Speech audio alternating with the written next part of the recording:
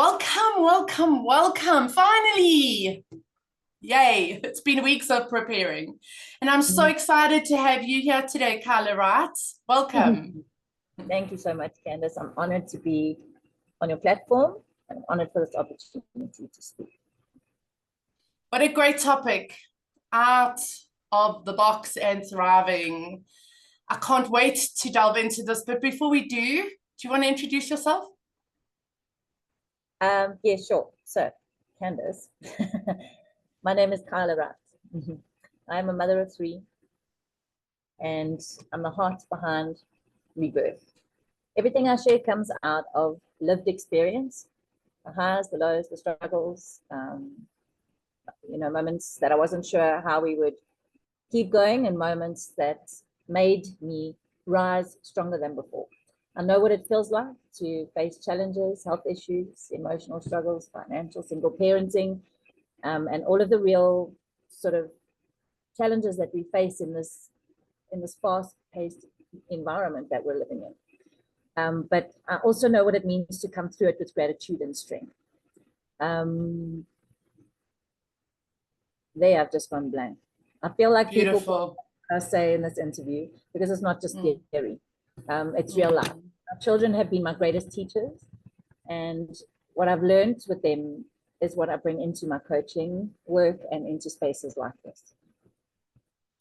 And the thing that I really love about you is how you literally live the work. You don't just talk this talk, you live the work. And I love your sense of humor and how you can turn some really difficult things into lighthearted, just like, and when you do, it resonates. So that is what I really, really love about you. So thank you for being here.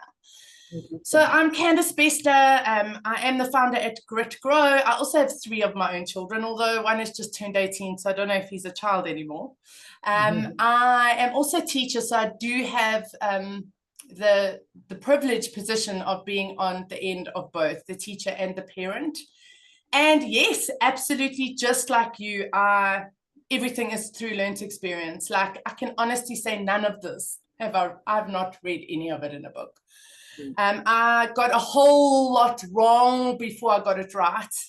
And I think one of my biggest blessings was 16, 17 years ago, I went on a weekend, which really woke me up. And it actually turns out that you went on the same weekend a few years ago.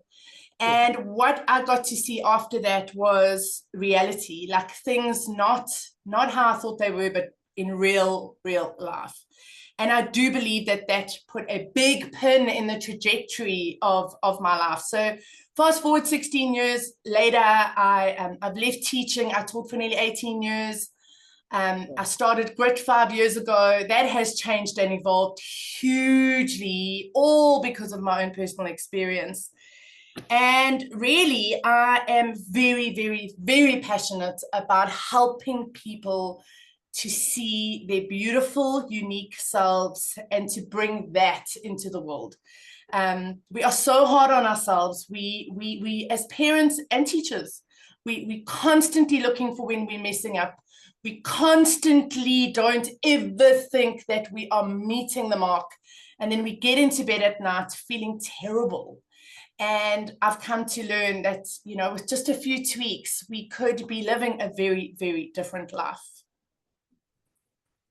100%. I couldn't agree more, Candace. So what would you like the people to take from today? So they're watching this, and what do you want their key takeaway to be, Keilah? I think for me, my intention is really simple. It is to bring hope to people, parents, teachers who feel alone in it, whatever it is, to bring awareness and to bring a shift in perspective. So even if one person leaves the space, I nearly said today, feeling lighter, more conscious, more empowered to walk differently with their children or child, then I believe that our conversation has done its work. Beautiful, beautiful. I've always said that it's, in my mind, 80% awareness and the rest is just 20%. So if you don't know, and if you don't see, and if you are not able to see, how can you ever change it, and how can it be any different? So we are really on the on the same page here. And for me, it is very much, I actually want everyone to write this down, whoever's watching this right now. I was doing the best I could with what I had. 100%. I was doing the best I could with what I had, because when I realized the stuff that I didn't know, how could I possibly know? Nobody had ever taught me. I spiraled into a pit of self-loathing, because I was like, I'm a terrible person. How did I not see this? And then I realized I was doing it again. I had my beat me stick up, and I was beating myself up for beating myself up. And I've since realized that actually that's the problem. Like, that's the problem. And it's insane. Sorry? We are the problem, yes. We are the problem. And it's insanity, Keilah, to think that we should have known. Like, the word should have. Like, how could you possibly have? You see it when you see it. You learn it when you learn it. You implement it when you implement it. And sitting in that space of regret serves absolutely no purpose. No purpose whatsoever. So, yes, the next, really, if everybody who's watching this just does a few things while they're watching this, I know that they're going to get more out of this. And that really, really is my hope, that they learn something, that they have big take homes, and that they really, really get to implement something that makes a difference.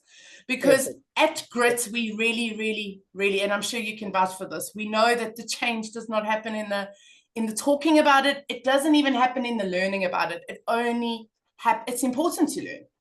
Yeah. But it happens in the doing, and that's what I'm really hoping. So if you're watching this, please grab a pen and paper, take out your journal, and write it down. If you hear something that resonates with you, that was meant for you. So write it down. And then limit distractions, and please stay right until the end, right until the end. Notice any discomfort. This is very important, because anything new, your body literally senses as a threat. And so you might find yourself being uncomfortable, or wanting to log off, or to to just stop, because your body's trying to protect yourself. And if you notice that, just take a deep breath, look around. I am safe, because you really, really are. This is just new, and sometimes it feels like a threat, and it really, really isn't a threat. Okay, so then let's dive in. Let's not waste any more time. What is an out-of-the-box child? What is that even? I think that for the most part, many of us will have a similar description, but it's also interesting to maybe even ask your audience, what do they believe is an out-of-the-box child? What would theirs have been? Maybe they could pause this, write it down, and see where it differs. To me, obviously, I feel like an out-of-the-box child is a child who doesn't fit into these neat little lines that the world draws for them to have to fit into. These children think differently. They feel much bigger. They often really, really stretch us as parents and as teachers, but they're not here to fit in. They're here to shake us and teach us. And I do think that they call us into greater consciousness, into expectancy, and out of control, and into new ways of seeing them and of ourselves. So yeah, Nelly said something that you had said before. So you tell me your version of what is the out-of-the-box child. Yeah, absolutely. Absolutely. It's a child that doesn't fit in the box. And that box is really dictated by society, and really the entire system of generational patterns. Really being in the school environment for 18 years, it was very clear to me that actually teachers don't really have a choice. They are given strict instructions, which comes from, not even from the heads of the heads, from the government, it's being filtered down, and you have a job to do, and you have to do your job. And so, I mean, I remember, Keilah, being told in grade, because I took grade 1 was for 10 years, out of the 18 years. And I was literally, the grade 1 year was the diagnostic year. And you were told, like, this is the year you have to pick up all the problems. You have to put them in all the therapies. And if you don't, they're going to go to grade 2, and they're going to come back to you, and they're going to say, why didn't you pick this up? Why didn't you fill in all the forms? And why didn't you get the right support for this child? So you actually are sitting in fear. You're sitting in fear because you know it's going to come back to you. And so the teachers are basing their, I'm doing a good job on the assessments and the watching for and the picking up of the problems. And so, I mean, I want to share a little story with you. My son, who at the time was in grade 0, I was called into the school, and I was told literally in a 30-minute interview, he's a highly anxious child. He needs play therapy. They told me he needs a full assessment. He literally had just turned 6 years old. And I was in the privileged position of being a teacher and I had walked that route with many, many kids before. And most parents they don't have that experience. So they are going to absolutely just take the teacher's recommendation. And I wasn't naive. This is so important. I wasn't naive because my daughter, who's 5 years older, who was in grade 0 5 years before, had issues, and I was picking them up and the school wasn't. And I was saying to the school, there's something off here. She's struggling to read. And they were saying to me, no, just don't be a teacher, be a parent. And it's one of the biggest regrets that I have as a parent today, because I stepped back and she literally missed her foundation. And she's now in grade 9, and school is still very hard for her. And so I wasn't naive. I wasn't going into the space going, oh my goodness, like my child's amazing and there's no issues. But I was going in saying, no, he's not an anxious child. He's not it's a play therapy child. He's not. Anyway, then he got to grade 2 and the exact same thing happened. So when he was in grade 2, we then decided to move schools, and we took him for an assessment at another school, and that assessment came out and said that if he comes to the school, you need to put him in play therapy, OT, and speech therapy. And I was like, okay, so now there is, it's 3 years in a row. We now need to make a decision as parents. And I then was fortunate enough to find a school, a neurodiverse school, where if I did the sums, he was going to get speech therapy and all of those therapies included in the school fees. And so I was like, okay, so he's going to go to the school. So we moved him to the school, 9 to 10 kids in a class. Guess what? He went to speech therapy, and the speech therapy said he shouldn't be here. Yeah. She said, I'm going to do a term with him, but he shouldn't be here. He went to OT, and the OT therapist in a special school, a school for these out-of-the-box children, and she said, he shouldn't be here. She said, but I'm going to do a term with him because that's what you've asked for. And when he left OT and speech, he was devastated because he loved that one-on-one time. But actually, what has come to light is that he is a kinesthetic learner, which means he needs to move to learn. So we've got auditory learners, we've got visual learners, and then we've got kinesthetic learners. They have to move to learn. So this little boy who's being told to sit in a chair and keep still is concentrating way more on keeping still than listening to what the teacher has to say.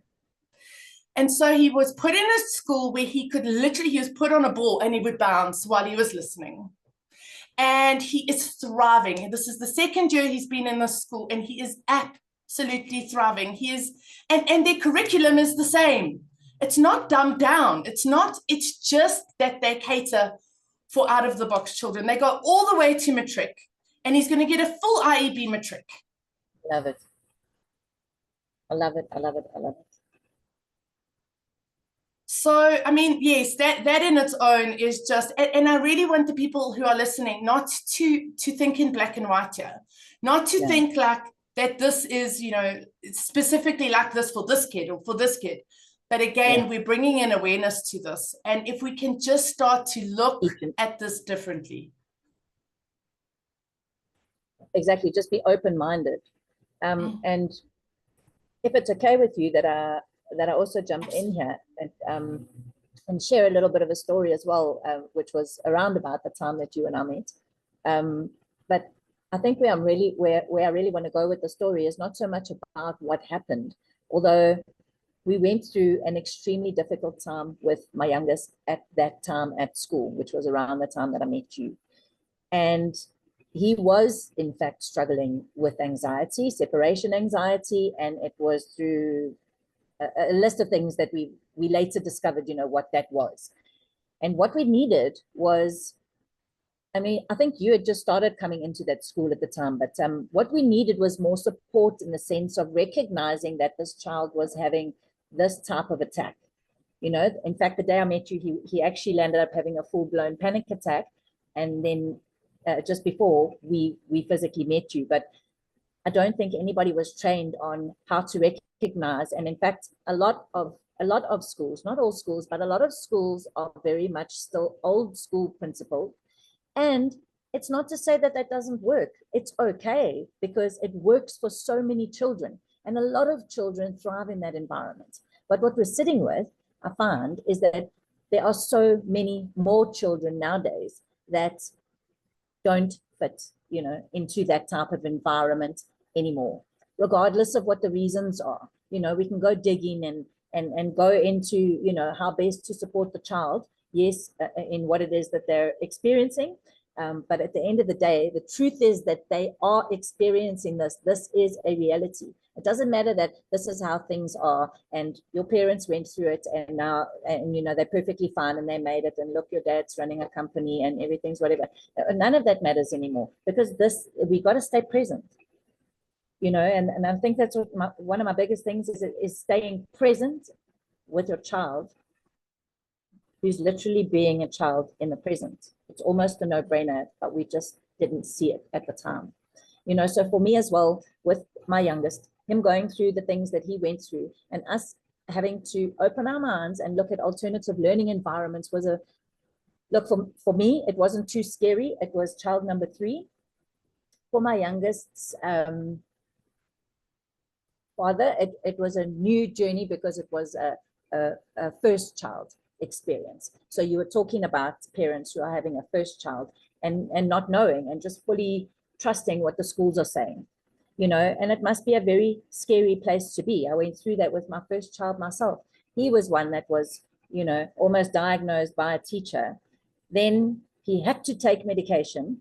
Otherwise he wouldn't go on to the next grade. I fought the school for 2 years, and I tried to do the health route until they threatened me with failing him. And it wasn't so much that his marks weren't great, it's that he couldn't focus in a busy environment. The minute there were too many people, or a teacher raised her voice to a certain tone, this child would shut down. He didn't need to be medicated, but of course, out of fear, because now he's going to fail. What are we going to do? Because, so yeah, 2 years later, I did land up putting him on medication. It wasn't the best choice for him. I believe that it does work for some people, but it wasn't the best choice. But there, being my first child, I trusted the school, and I trusted their opinions, and I trusted their analogies, and I beat myself up about it for a long time, which is what you were speaking about earlier. But you know what? I did the best that I could with the knowledge that I had at the time, which was 0, because I was busy learning.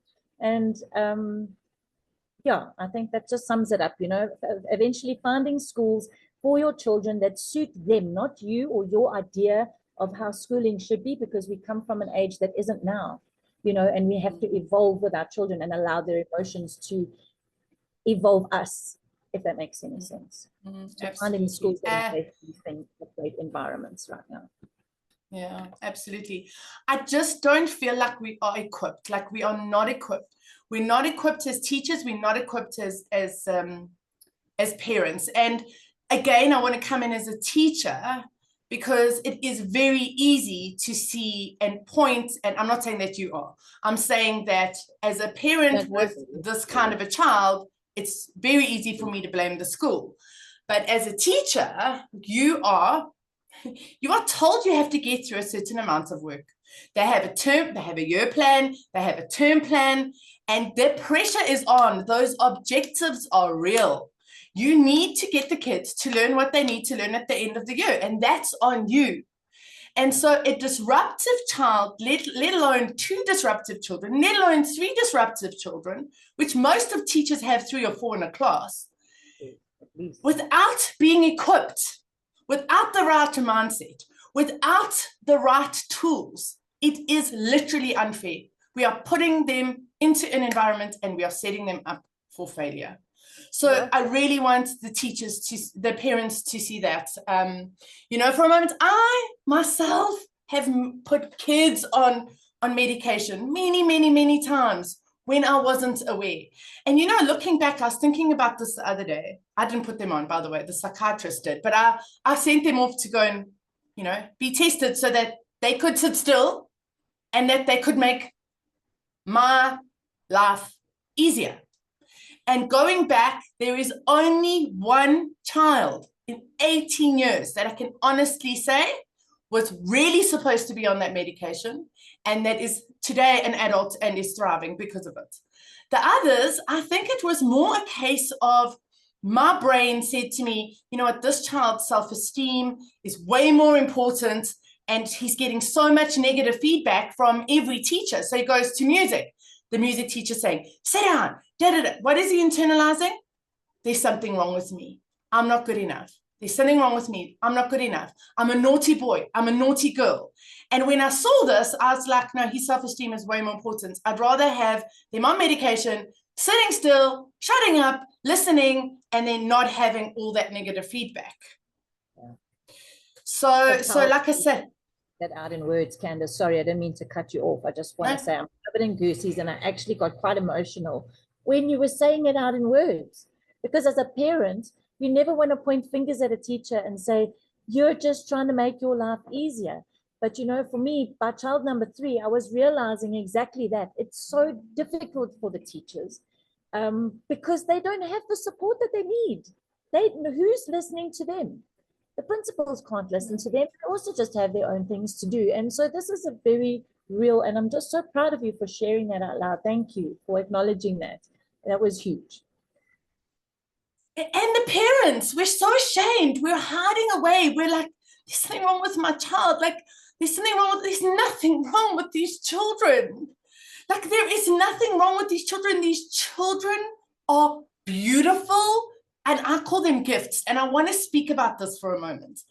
This is the first thing that I did that made a huge, huge difference. I changed my vocabulary. And I would say I have 3 giant gifts in my class.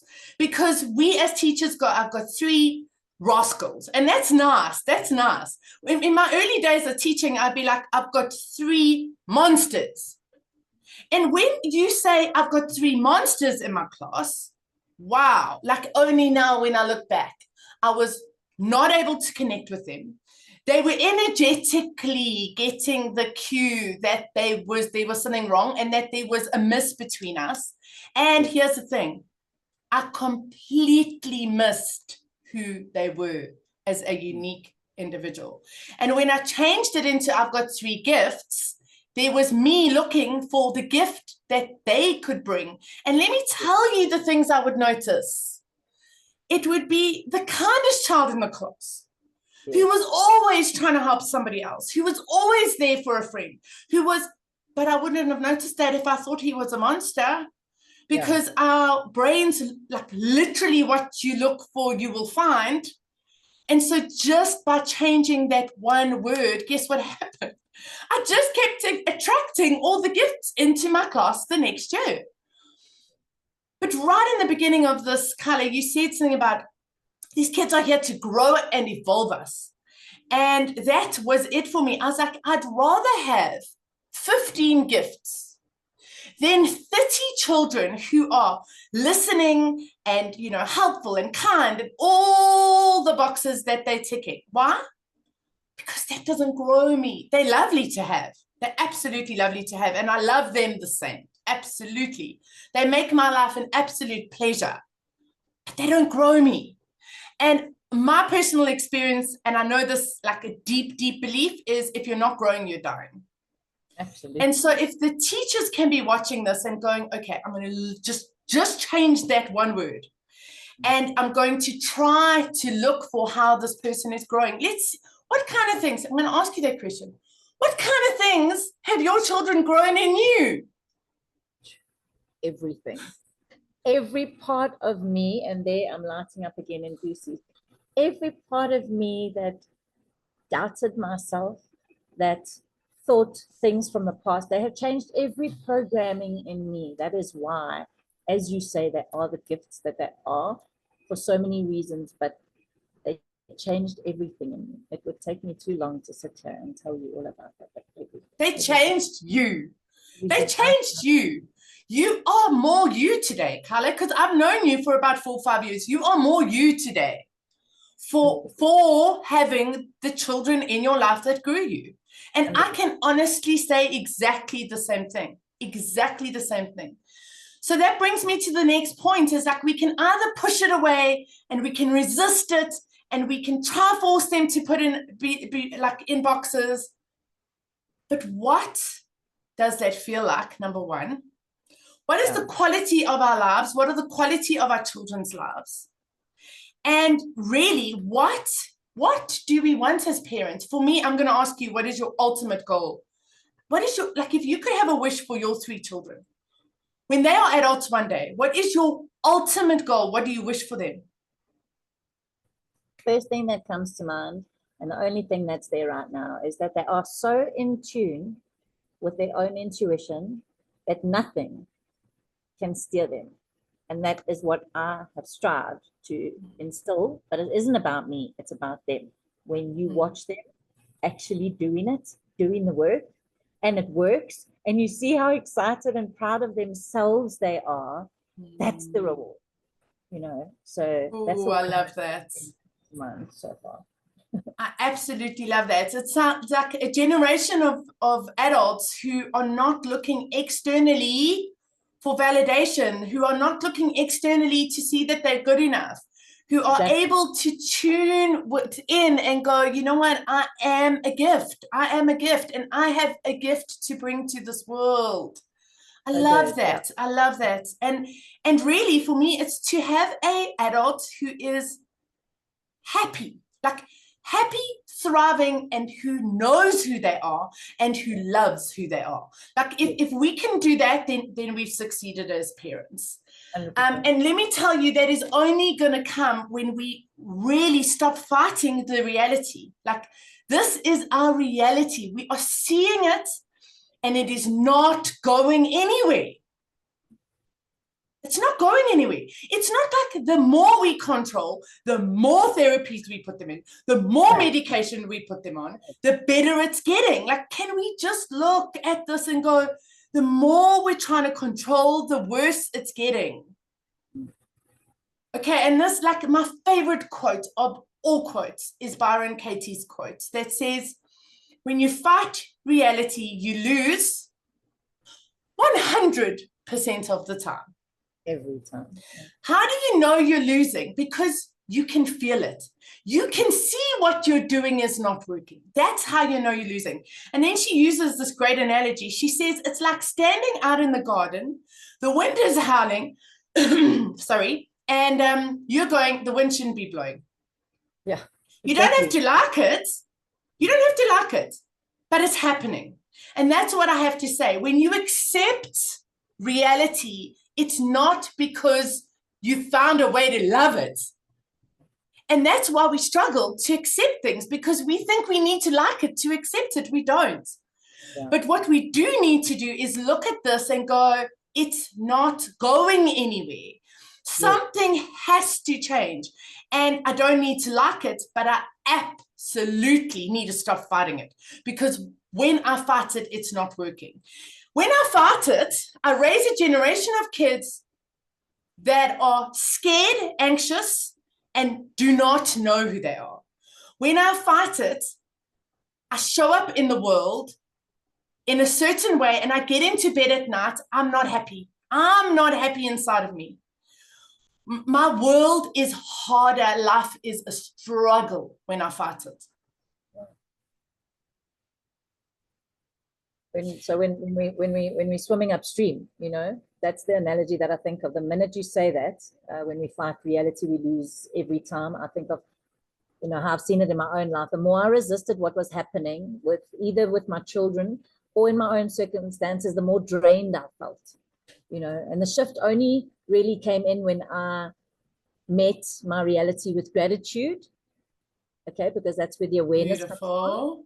An expectancy instead of that resistance, because it doesn't mean that we approve of everything, but it means that what we're doing is we're freeing up our energy to respond consciously instead of fighting what's already true. So something that I love that a therapist of mine told me many years ago is that two worlds can exist at the same time. And of course, that is the truth, because two worlds are always existing at the same time, and the same comes when there's struggle. Is that although this is happening, this is also happening. So although there is rain, and I don't have my umbrella right now, and I just did my hair and my makeup, it took me forever, I can stand in the rain and cry, and it's still going to make the makeup run. You know, what's the point? Or, you know, I can work with it and I'll dance in the rain and just say, hey, you know what, actually I love my hair curly, and just, I don't know, make the best of a bad situation. And it's hard. Some people think that it's actually, what do they call it? They call it toxic positivity. Some people call it toxic positivity. I think if you see it as toxic, then it's going to be toxic. But if that's what works for you, then learn how to train yourself and reprogram your mind from coming out of those. I want to say, sorry, I'm just going to say straight, you know, out of your victim into your victim space, and own it and say, yes, although there's this happening, and I still do it. I still do it often. It's just that the difference is now that I will say my victim's piece and then I speak from my victim space as well.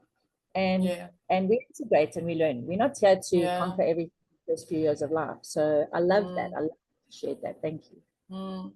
And for me, the toxic positivity is different. It's gaslighting. Like, it's like, I'm not okay right now, and I am feeling terrible. And what I should be doing is sitting in this discomfort because it's trying to tell me something, and I need to feel it instead of pushing it away. And then somebody comes along and says, you know, just play it. Be happy, play our positive affirmations, be grateful, be grateful. That's not what this is at all. It's saying we have this generation of gifts that are waking us up, and we can either fight it or we can be grateful and see their gifts, because it's two different lives. It's two totally different lives. Sorry, I don't know if this was supposed to come in a bit later, if you were going to ask me, but why for me as you're speaking, and we can maybe mention it a bit later, but the only way you are going to be able to recognize it in your child or children is by first recognizing it in yourself, and not from a place of arrogance or ego, but from a lived. Tell me more about that. So for me, yes, I might have always had a compassionate heart. Yes, I might have always had these wonderful qualities that have brought me through this far. But at the same time, I also had so much healing that I had to do in myself. And yes, life is all about healing, but it's not going to be like that intense forever. You will go through a shadow period, and it is going to feel long, and it is going to feel like you won't make it. And it is going to feel like, you know what, this is really not what life's all about. Let me just go off and go back to all my old habits. It is going to feel like that. But eventually, it's going to be so programmed in you that it just becomes, you become it. So where I'm going with it is that you can start by recognizing things in your children. But my biggest success with my children came from, instead of doing with them what was done with me by my caregivers growing up, I would give my children what I needed in that moment, which is really really not easy work to do, because your natural response is to react. Your natural response would be to, who do you think you're talking to? The facial expression, the tone, the authority, the, excuse me, what did you just say? These are just things that are coming up for me right now. And I remember as a child in that moment feeling, whoa, what did that do? Immediately it deflated me, made me small. And so, yes, in the first few years of parenting, while I was figuring stuff out, there was a lot of that was happening. Did I learn from it? Eventually I did. Does it mean that I then get to do the same thing to my child because I knew that it would make them feel small, so that I can feel like I'm in control and I've got the power in this argument or conflict? There are moments that we do feel like that because it's human nature. It is how we're wired, a lot of us, and it is from programming. But then you get to, like you said at the beginning, then you get to make the choice. What are you going to do with it? And so where I'm at now is, and it's flippin' difficult, don't get me wrong. It is so difficult. I've had to learn when to stop, take a deep breath. Sometimes in the middle of a conflict, say, you know what, I need to take 5 minutes outside. Otherwise, I'm going to say something that I may regret. Take the full 5 minutes, maybe 6. Come back in and then address it in a way that I needed to be supported in that moment, because a lot of the time children are reacting from a place of emotion. In fact, it's mostly, these are little people with big emotions and they don't have a channel for it. So the minute that you can calm yourself and not be carrying this control, power, authority, your own anxiety, your own triggers into a situation. Fears, lots of fears. And fear, it's all fear-based. So the minute you can eliminate that fear within yourself, recognize what is triggering you, tell yourself it's okay. That little person didn't do it to you. Nobody here is doing it to you. In fact, it's you that's doing it to you. Give yourself love, forgive yourself in that moment. Hey man, whatever, we didn't mean to do that to ourselves. I love you, we got this, pat on the back, walk back inside, help that child. It does sound like an eye-rolling moment. I remember thinking that myself when I started this years ago, but the persistence of this behavior pays off, not only in me, but in my children, and seeing that it works for them, knowing that they feel heard, they feel seen, they really feel supported, they feel loved. But first, it starts with you. It starts with that adult. Whether it's the teacher, the parent, the grandparents, the aunties, the uncles, whoever it is, it starts with you. So when you see a child misbehaving, I want to challenge somebody to that. Next time you see a child misbehaving that isn't yours, what does it trigger in you? Because most of these children are misunderstood. What is it triggering in you? There's a child in a trolley when you're walking in the shopping center and that child is screaming and screaming, or you're standing in a queue at wherever and that child is, no. Are you going to be triggered and be like, can this woman keep her child quiet? Or is she going to do anything about this child screaming here? Or are you going to think, I wonder how boring it must be for a child to be put in a car from 7 o'clock this morning, be driven to the nursery and go look at things that they might not be interested in, go then from shop to shop and, go back to a time if you can remember. And it doesn't mean you have to remember. It just means that you're starting to program your mind into thinking different ways instead of being triggered by that screaming child. Absolutely. Yeah, no, what you're saying is so powerful. I speak about something called pause land. It's a magical place where you get to go, and when you go there, magic happens. And what that means, exactly like you've just said, you notice your trigger. How do you know you've been triggered? You feel it. You suddenly, so you feel it, it's in your body. You've gone from 0 to hero in 1 second. But not only is it a feeling, your behavior changes. You literally, you become faster, your words are faster, you're louder. And if you can just notice, again, it's 80% in the noticing. If you can just notice and pause, and like you say, remove yourself from the situation, leave. Wait until your nervous system is regulated. Breathe. I'm telling you, I've seen this again and again and again and again, and I want to tell a story actually, where you come back and the result is different.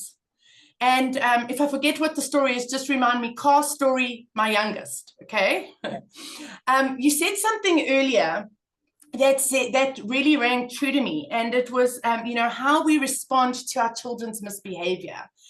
There was a day when I'll never forget, my teenager, she was, I think, 13, 14 at the time, was screaming at me. And I was screaming at her. And I was like, who the hell do you think you are? And I was like, it was such an awakening. I'm like, I am doing exactly what she is doing. Exactly what she is doing. How is it okay that I'm doing it and she can't do it? Doing you, yeah. And the truth is, we need to allow our children to have big emotions. We don't know how to do that because we're not equipped. I mean, literally, I'm counting to 3. This is how I grew up. I'm counting to 3. And if you haven't stopped crying, I'm going to give you something to cry about. So from a very young age, I was like, and I perfected the art of not feeling my feelings. So when kids are having big feelings, the reason that we discipline them is because it's so uncomfortable for us. We don't want our children to be uncomfortable. But the best thing you can do as a teacher and a parent, the best thing you can do is go to pause, land, and do nothing. Do nothing. Don't try fix it. Don't try tell them how they're feeling. Don't say, I can see you're angry. I don't know about you. If somebody comes to me and says, I can see you're angry, I want to punch them in the face. You don't know how I'm feeling. Get them to tell you if they feel like it. I saw this thing on Instagram the other day. I was literally in tears. This mom was holding her child, rocking her. She was having a full-blown temper tantrum, and she had this lullaby song, which was like, what do you need? Do you need to go, breathe? Do you want me to be here with you? Ask our children, like, tell them, I'm with you. I'm with you. And teachers, it's harder. It's equally hard. But when you've got 25 other children looking at you going, we're waiting for you, give us work to do, and you've got one child who's having a meltdown, you just want to fix it. You just want to fix it, and you just want to go off and be with the rest of the 25. It's hard. But can I just pause for a moment and say the magic that lies in that moment? The other children in the class are witnessing what it looks like to have empathy and tolerance for everyone, not just the good children. That's the true teacher.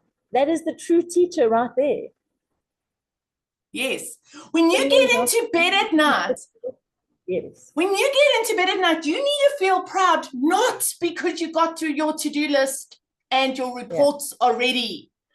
Because you stopped everything you were doing, you sat down and you saw that human being who was screaming to be seen, who was looking at you and going, please notice me, please notice me, please notice me. And let me tell you, this is what we do, because we're so driven by our to-do list. We go, I've told you to put up your hand, you're screaming out again. Meantime, that child is so excited about something that's just propped up, and it was so impulsive, and now they're like, okay, you know what, let's not ever do that again because I've just been reprimanded. So just in... Don't matter. What I think didn't hear... Yes, say that again. Oh, what you just said is it also means to tell that child that what you're thinking or what you want to present to me, it doesn't matter. Yes, and it doesn't matter. A week later, you're saying, get up and tell me what you think. Yeah. So it's like conflicting. Yeah. I want to be seen and heard right now, and I'm getting the complete opposite. So I might be having a temper tantrum in front of you, and you're giving me negative attention. It's okay. You're still seeing me. Yes. So just like for a teacher to be able to pause and see, so just a great tool, like a really great tool, to say to their child, my baby, I see you. I'm going to come back to you. If I forget, please come and tell me at break what you wanted to say. It's one moment in time, and that kid's like, they'll just relax. Instead of going, me, pick me, which is so disruptive. You can just go, my angel, like right now, I've got a whole lot of stuff I need to get through. As soon as the kids start work, come to my desk and tell me, I really want to hear what you want to say. And that makes all the difference. Suddenly they're like, okay. Breathe, I've been seen. I've been seen. So like that's just a really, and like I say, how you go to pause land and how you respond is really going to make all the difference to what happens next. And that brings me back to the story. So when my eldest was 1 year old, I came across something called conscious parenting. And in a nutshell, it means no consequences, no rewards, nothing. So you don't take away privileges, you don't punish, you don't do timeouts, you don't smack, you don't threaten. You go, I've been triggered, you go to pause land. And then you come back, and then whatever you choose to do next is going to be way better, way better. Now, the reason we don't do this is because it's an illusion that we think if we do this, we're going to lose control. And if we lose control, we're going to raise children who are reprobates. I will not raise a child who is ruling my house. I can categorically tell you, your child who is seen and heard and is parented when you are calm is never going to give you behavioral issues. They are giving you behavioral issues because they are not being seen and heard, and because they are growing you. 100%. And every parent thinks that their children are amazing. Every parent thinks their children are amazing, and I'm so glad that they do. But I get the feedback constantly. All my children, 3 of them, they're never at home because everybody's family wants to take them on holiday. They are constantly, I'm being told, what have you done? What have you done? How is it possible? And I'm not saying that they are perfect, but they are their own perfect. And it's all come from a complete and utter, I need to be okay. I'm going to do the inner work on me. I'm going to pause, and I'm going to see to my needs before I see to your needs. Because if I have an empty tank, whatever I'm going to do is not going to work. So one morning I woke up. Sorry, I feel like now I'm blabbering, but it's coming up for me. I woke up one morning and my son was like, I'm not going to school. I'm not going to school. He was in grade 1. And I was like, okay, now what? You can't threaten. You can't smack. You can't force. You can't bribe. You can't bribe. So I was like, okay, so just go to pause land. So I went to go shower. I came out. Anyway, the whole morning was like, breathe, pause land, breathe, pause land, breathe, pause land. Eventually, I don't know, by the grace of God, we got him to school. And as I got out the car to open up the door, he had locked the door and he was sitting there like this. Now, what do you do? What do you do? My nervous system was freaking out. I was on a 10 out of 10 uncomfortable. And I was like, the only thing that I can do now is pause and breathe. And I stood outside the car for 10 minutes. We were late. The school had started. I was late for my first meeting. I breathed for 10 minutes. Keilah, it took me 10 minutes to regulate my nervous system. And then guess what happened? I looked into the car. He'd put his bag on his back and he opened the door. He climbed out and he said, right, Mom, I'm ready for school. And I was like, you little freaking shits. You little shits. A whole freaking morning. And that just reminded me that if it was like I wasn't clear, I wasn't calm, I wasn't clear, I wasn't calm the whole morning. When I got clear and calm, something magical happened. You know, can I say something? Of course, I've paused so that you can have a chance. Sorry, there's so much I want to say as you're speaking. No, now's the time. And then what you're saying is so important, so I've got to let it roll. But You see, what were you saying now? Oh, you said about calming yourself, and this just brings it back. Okay, what I wanted to say is escaped me, so please continue.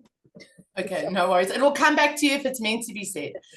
So that I think is a huge, huge takeaway for me. I want to speak for a moment about the illusion of control. We have such a tight grasp, and I'm doing this because I want us to see physically how we parent and how we teach. We have such a tight control on how kids should be, how my day should go, what I should get through, and that on its own is creating, and I say illusion of control, because another story, every morning getting 3 kids ready for school was quite challenging, especially when they were younger. And I don't know how old my son was. He must have been about 15. And he said to me, Mom, I just want you to come sit on the couch and watch what you look like in the mornings when you're getting ready and while we're ready to go out for school. Yeah.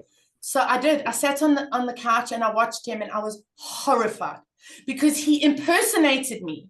And I was a raging lunatic. And that was the moment I chose to go, okay, you know what? I think I'm controlling the morning, but actually I'm completely out of control. I'm completely out of control.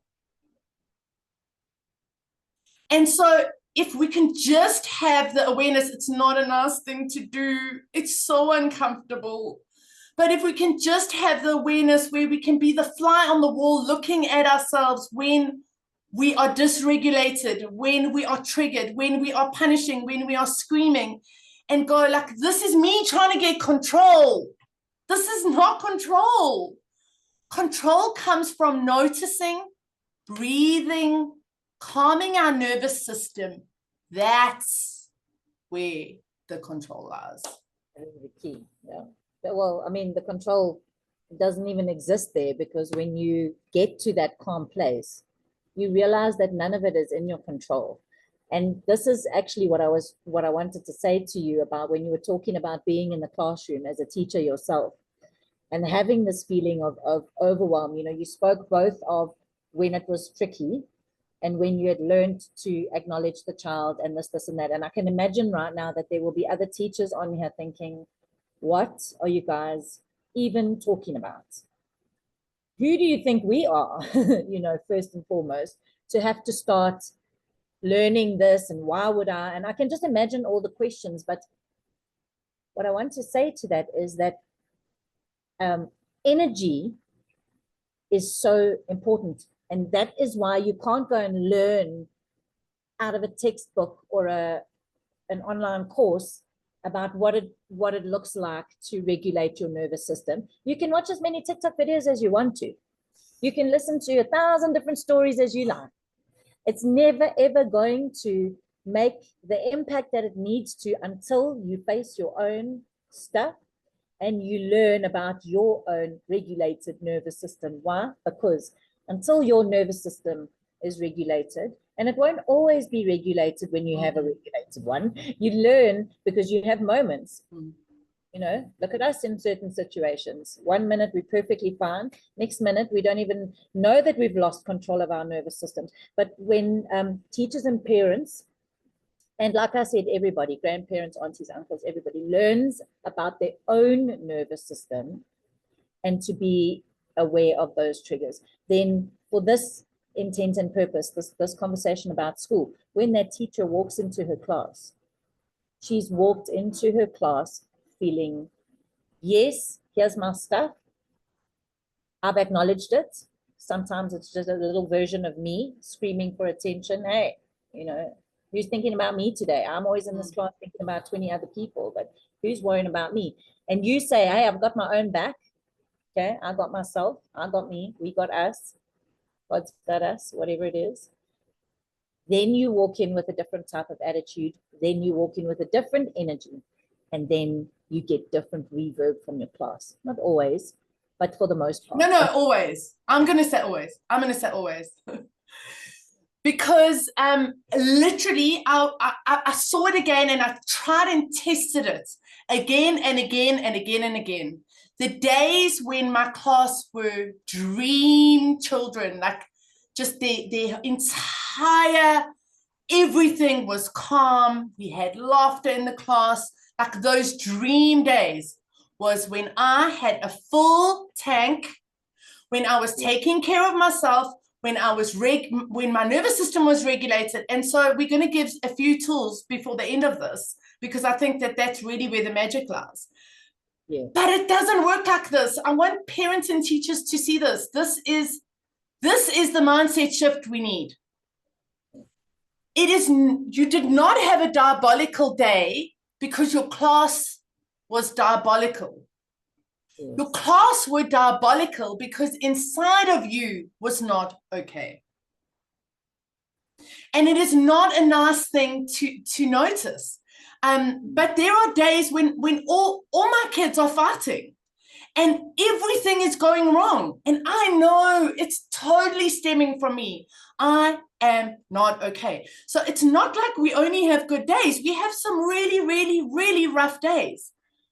But I can categorically tell you the correlation is when I'm okay, when I have a full tank, which we're going to get into, when I'm regulating my nervous system, when I'm loving myself, when I'm acknowledging myself for a job well done, when I am not being so hard on myself and expecting perfectionism, when I've lowered the expectations, that we're going to get to them in a moment, the kids are not a problem. There's no problem. There's no problem. And eliminated. Say that again. And eliminated the control that you spoke of earlier. And eliminated the control. So when I realized how badly I was controlling, I started a little thing where I'd sit on my hands for 30 minutes. I'd set a clock. I'd sit on my hands for 30 minutes. When I got home and when I was in my classroom, I'd give them art to do. It was grade 1. And 30 minutes, I wanted to crawl out of my skin, but I promised myself that for the next 30 minutes, I wasn't going to tell a child what to do. And then it would be like, he's got my pencil. And then the other child walks over and grabs his pencil and walks back and carries on. And I'm like, oh, they sorted that out themselves. I would totally have stepped in. And then I'd see the next thing. And then I'd see the next thing. And at home, my kids would be like, I'm hungry. And I'd be like, can't do anything. Guess what? They made themselves some lunch. And it was like a revolution for me. I'm like, when I stop controlling and I step back and I just let them be, because it's so important to create spaces where they aren't being controlled. They're being controlled at home. They're being controlled at school. They need spaces to not be controlled. When I did, nothing happened. The house didn't burn down. Nobody killed anybody. All the things I was fearing didn't happen.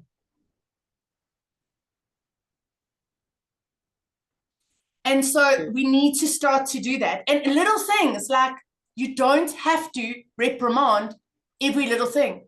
Some things you can actually just let go. Why? Because your peace of mind is way more important, because it's already happened. A child has already shouted out. You can't go back and make them unshout out. So just carry on with the lesson. A child is walking to music and goes, woo! And you turn around and you're like, carry on walking, because otherwise you're looking at yourself and you're like, I don't want to be that controlling, moaning, reprimanding, horrible teacher and parents. Like, just let some things go. You walk into your child's room, it's a big diabolical mess. You've decided you're not going to be so controlling. You say, my baby, I don't know how you live in that. And you close the door. Yes. Why? Like, if the socks on the floor, Byron Katie says this too. If the socks on the floor are bugging you, they're not bugging your kid. Pick them up and put them in the washing basket. Oh, I can't do that. They're going to become adults who don't know how to clean up after themselves. No, they will, because they'll love themselves and they won't want to be in an environment that's messy. But that doesn't come from you controlling them. And just, I want to say, like, nitpick, and ask yourself, like, what was it like when you were at home and heard that all the time? You don't want to be hearing that all the time. It's so much to try and think about and want to be like, and it's so overwhelming. And I think a lot of what we're saying, we are used to doing and hearing and seeing and feeling. And I can imagine that for people who are maybe hearing some of the stuff for the first time, it might be slightly overwhelming. Not slightly, very. And that's why I started off by saying, please watch till the end and make a choice, because we're going to get to a part in a moment, Keilah, where we're going to give them a real solid community, where they're going to join this community. And when they're having a bad day, they're going to ask our advice and we're going to help them. And they're going to mess up, and then they're not going to be ashamed about it. And they're going to post it on social media. And then guess what? It's going to give everybody else the permission to be human and mess up too. And then they're going to come to this platform and they're going to go, little Johnny in my class, I promise you, I've tried everything that you've put on this podcast. I've tried. None of it has worked. They're going to come there and we're going to help them through this. And that's what I'm so excited about creating after this. It's going to grow. We need this for teachers and parents. You know, and Candace, when we spoke the other day, and it's really stuck with me, because you asked me something, you know, what, I don't know how the question was put across, but it was, you know, what did you need most? You know, that's what I heard from what you said. What I needed most was support. And support looks different to so many people. So I say support to you, it might look like something, but support to me has always meant that I needed somebody to see me too. Because I myself am an out-of-the-box child. I was misunderstood and have been misunderstood for the biggest part of my life. But I know that there are other people out there, you know, and support, and that's what's bringing into this community, is that, you know, we may not be these, you know, I don't really give much for, it's great to have qualifications, but I'm not saying that we're going to be in this community as these highly qualified, skilled professionals who've got all the answers to everything. It's not. It's only our opinion, our advice based on our own opinion, you know, based on our lived experience. And that's what a community is. It's connecting, 100%. You know, and it may even challenge us, you know, because we may see people, you know, mentioning something, asking for advice, doing the opposites, and you're thinking, well, now, if you just did what I told you to do, then you wouldn't have had that happen. But, you know, that's also a part of the journey, is learning to allow people to be human and say, hey, man, it's cool. I'll wait 10 years and you can ring me up when you're ready. But I have that experience because you have to learn. And it's the same as the kids, you know, say it once or twice. Don't say it 500 times until you want them to listen to you. Let them experience it, obviously within reason. If they're going to fall off the balcony, that's a little bit dangerous. But if they're going to fall or make a mistake and they have to redo it 1,000 times, that's not on me. That's on you, because you're choosing to do it this way. That's your choice. Give them the power, and don't take that control. Life is the best teacher. Life is the best teacher. But we don't allow life to teach them because we step in and we control. You don't want to study for your test, my baby. That's okay. They come back and they failed. And you're like, okay, my baby, come sit here with me. Let's talk about this. Why do you think that happened? I didn't study. And you're like, okay, it's done. It's done. You didn't have to force them to study. You didn't. And I know people are sitting here going, that's not parenting. How are they going to learn? Yeah. That's the part. But guys, this is the part. This is the part. We have to do something completely different if we're wanting a completely different result.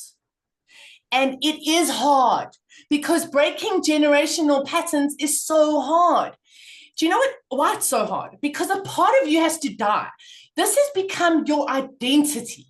Your identity is that I need to, I don't know, control. I need to be strict. I need to have boxes. And this is your identity. Now, somebody's coming, two little ladies are coming along and saying, what about if you looked at this differently? Maybe, just maybe, there could be something on offer. And everything inside of you is screaming, no, don't. But then I just want to ask that you just sit in that discomfort and that you just go, like, this is it. This is why people don't change, because they go back to what was familiar because it's uncomfortable. And I don't know about you, Keilah, but not changing is way more uncomfortable than changing. But often you don't realize it in the not changing. You think, and we do, we're always going to think that we're already changing.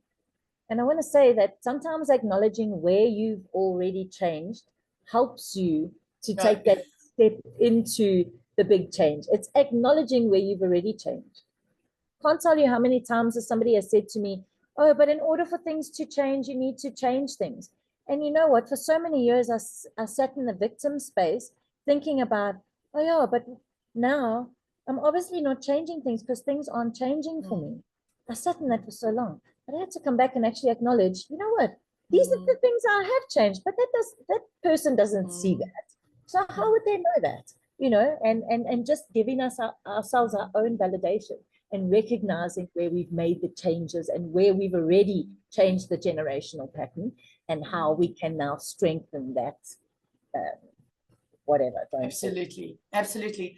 I do feel like we're going to have a whole lot more of these discussions and recordings that we're going to put out there. But I want to give everybody just a few tools, exactly what you've just said now. We are impatient humans and we're always wanting to get there, but we'll never be there because when we get there, then we want to be there. So it's about pausing and looking back and going, oh my gosh, today I paused 3 times instead of reacting. Well done, me. And then tomorrow, I might have slipped back a little bit. But that's exactly what happens. We get it wrong, we get it right.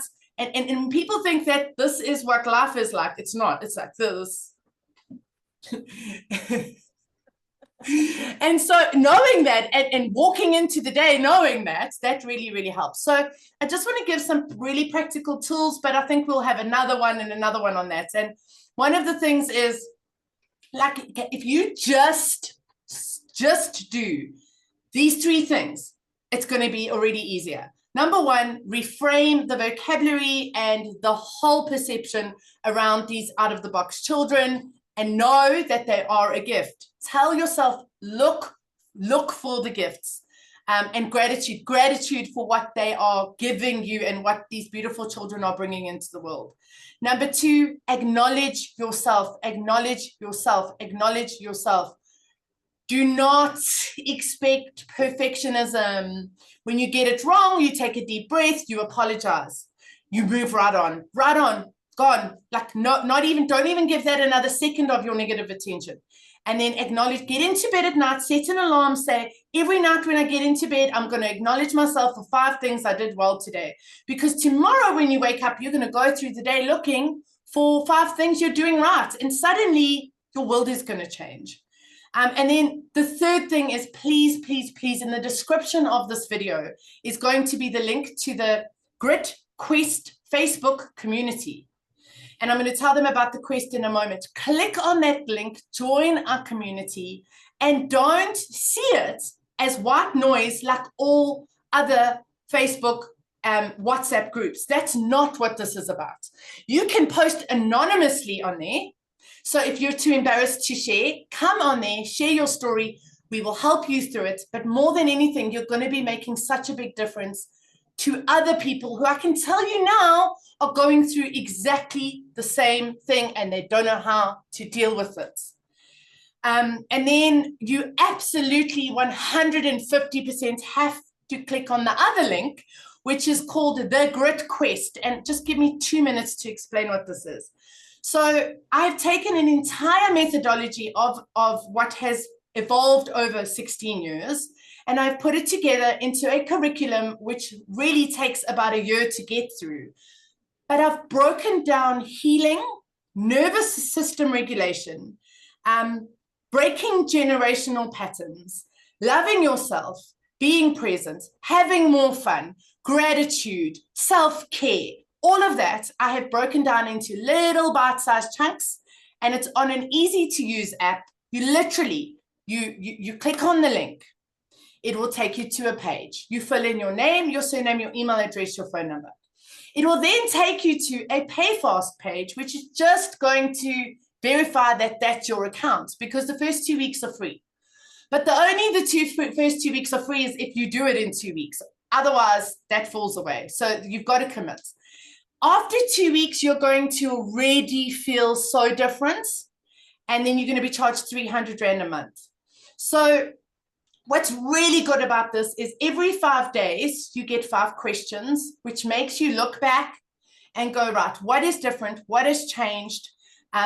You journal them, because journaling is also a form of therapy, by the way. You take a screenshot, you upload it, and you get personalized feedback.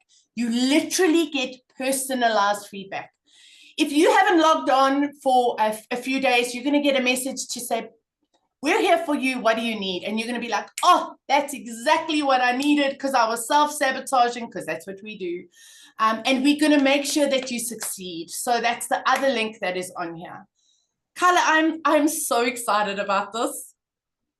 Candace, you're amazing. I'm listening to all of that, and I have to be honest, I haven't joined, but I'm so inspired to join. I'm feeling so supported, even though I think I got my own back, because I do most of the time. Just listening to you makes me already feel supported in the future. And wow, you really are incredible. Well done. And thank you for being that support for the communities, teachers and parents. And ditto, like ditto. I have loved seeing you. You've been shining today, like on a whole new level. And my hope and my absolute dream that I believe was planted in my heart when I was a little girl is that this quest can be in every single school, that every single teacher is just filling their tanks for 15 minutes a day, and that they can step into the classroom supported in a community with real tools.